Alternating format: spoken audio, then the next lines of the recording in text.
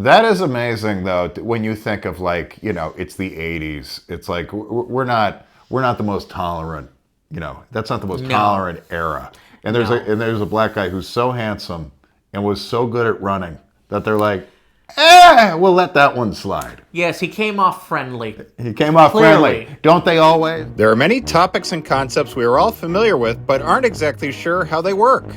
Each week, Alan Fitzgerald and I choose a topic and try our best to explain it. This is Explaining Things. Welcome back to another episode of Explaining Things. As always, I'm your host, Jonathan Tilson, with my co-host, Alan Fitzgerald. Yeah. Did OJ live the best life? The best life? He did a lot of stuff. He did a lot of stuff that not everyone does, and even more stuff that very few people do. Are you talking about winning the Heisman Championship? That's up there. That's part of it. He won the NFL MVP, too. A 2,000-yard rusher. In a 14-game season. Absolutely. He did a lot of good stuff. He was an actor. Naked Gun. I love the Naked Gun The Naked movies. Guns were great. He was a spokesperson for fucking commercials. Mm-hmm. White people loved him. That's the famous thing they say. I'm not black, I'm OJ. They loved him in a time where white people, they were a little less tolerant than they are today. Yeah, one white person in particular loved him. Look how that turned out. For a while. This is what I'm getting at. Yeah. All right. There's one more thing that he did. He got away. He got away with murder. Murder. How many people do that? Robert Blake did it too. It's really an LA thing. He didn't get away with it. He went to prison, didn't he? I thought he got away with it. Well, yeah, he didn't have as much fun. He didn't have as much shit going on, though. He didn't make the news like OJ did in the Bronco. Well, I don't just mean that. I just mean the list of accomplishments going up to that point. No, he had that one show. If I was an actor and I was washed up, I don't know if I'd stay in LA. Oh, I thought you were just going to say, if I was an actor and I was washed up, I'd kill my wife. Get back in the headlines. Kill her right away. Right away. Right away. Honey, I got to stay relevant. Like Arnold Schwarzenegger has one of the most extraordinary lives. Okay? But you know what Arnold does? Arnold doesn't know what murder feels like. He might. Very few people know what murder feels like. He might, though. Do you think Arnold killed someone? No, I'm just saying there's a chance he There's did. always a chance, to feel powerful. There's a few guys. Robert Wagner might have killed his wife. Oh, that's a fun one. A cruise ship, too, off a boat, push. That's a good way to do it. Anyway, I'm saying, you have Arnold, you have The Rock. I heard Robert Wagner said she might have overdosed on being a mouthy bitch. That's the way he described it. I don't know what that means. It's sad, because OJ's never going to find out who killed his wife. It is. It's sad. It's sad. Do you think they're reunited in heaven? Is OJ in heaven? Is OJ in heaven? Yeah. Well, I mean, if he's Catholic, he has to just be like, Sorry. my bad. Whoopsie. God, you know these women. All right? Yeah. Whatever happened to that adultery thing? That's what I'm saying. Like, you have all these successful people. And as far as I know, most of them haven't killed someone. Now, if you told me Elon Musk has fucking ordered a hit or something, I believe it. But in cold blood murder, I doubt he's done that himself. And to get away with it and keep living your life? When everyone knows you did. When everyone knows you did it. When everyone knows you did it. Everyone knows. Everyone knows you did it. He got to watch that show on FX like the rest of us. He watched it, absolutely. He was just like, oh, Cuba's not bad. Didn't Cuba Gooding Jr. go to jail recently for doing some shit too? Yes, he did. I thought that was taxes or something. Or maybe he struck his wife or something. It wasn't a double homicide. Struck his wife. Cuba wouldn't do that. Tell a rich man says it. Cuba? So I struck my wife. Yeah, exactly. Struck my wife. What are our options here? Struck my wife. A guy with less money is like, so I punched the bitch. Yeah. Okay. The old Italian good night. Bada bing, bada boom. You know what I'm saying? Yeah. You are one for the theater. Don't fucking judge me. I didn't know I couldn't do that. Hey. I was in Jersey. Hey, oh. Hitting your wife in Jersey is like, prostitution in Las Vegas. Yeah, that's right, honey. We're going on a trip to Jersey. All right? I don't want to go to Jersey. Yeah. I bet you don't. And hitting your gumar is like it's like loitering in Saudi Arabia. It's like not even a thing. It's like, whatever. No, the cop will join in. Yeah, I want a gumar, but I don't want an Italian one. Can I do that? I think you can. I think you should. Yeah. Yeah, we're in a melting pot, Because baby. an Italian one is going to tell your wife. It's going to happen. Oh, they're loud. They're a loud folk. Yeah. But that's the beauty of the melting pot, baby. You take a little bit of this culture, a little bit of this culture. Before you know it, fucking like Taco Bell is a pizza taco. And you have a white Gumar. A white Gumar. Yeah. Now you just need a wife. Yeah, I'll find the Gumar first. Yeah, find the Gumar first. Don't fall in love with the Gumar. Can't fall in love with the Gumar. Then she's not the Gumar. Yeah. Then you got a wife, but you got to find a Gumar. Now you have to find another Gumar. Yeah. Yeah. I know what you're thinking. Yeah, well, okay, Alan, just go to Staten Island where they're fucking grown. Yeah. But that's where you get your Gumars. Yeah, that is the Gumar capital of the world. Yeah. All right, but we're supposed to be talking about O.J. Simpson. We're talking about O.J. Simpson. A one-time American hero. That is a term people would have said before 1994. Which is weird because he just played football. He played football. But he was really good at football. But he was also incredibly handsome and incredibly charming. He had this on top of it. I mean, the acting career didn't just happen.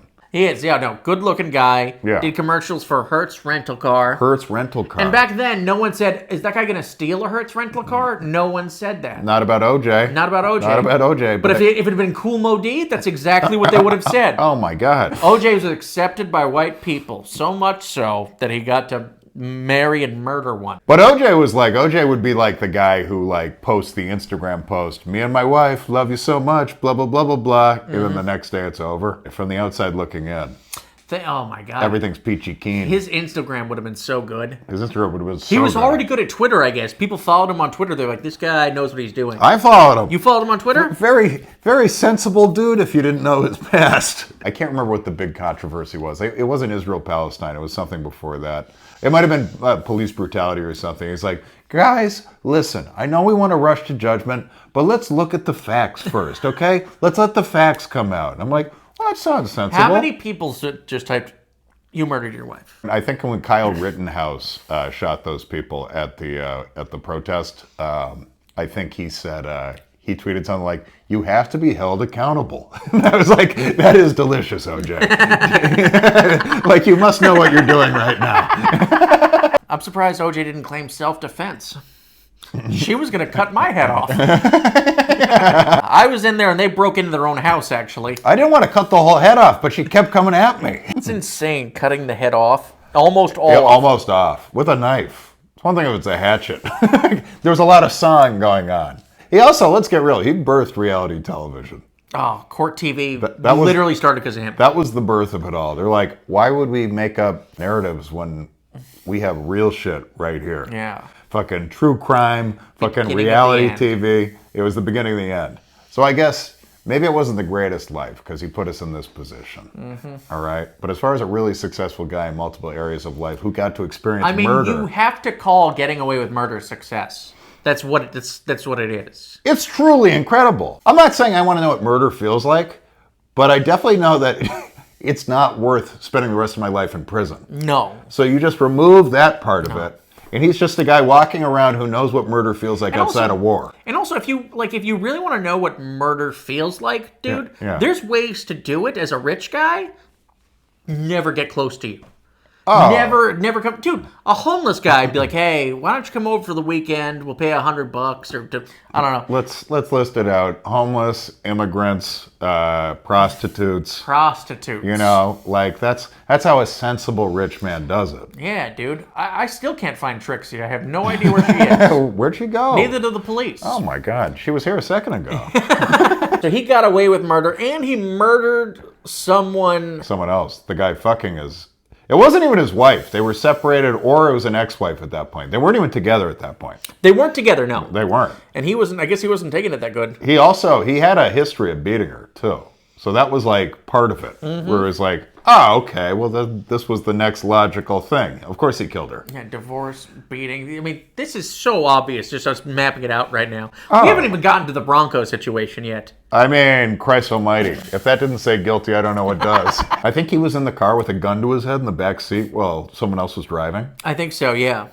That's quite a scene. Yeah, that's an innocent man right there, huh? That's an innocent man. I'm taking the easy way out. He had my favorite quote, which is, I don't like going back to LA because I always get the feeling I could be standing right next to my wife's killer. And that's a certain amount of fucking shamelessness I almost respect. Yeah, no, that's...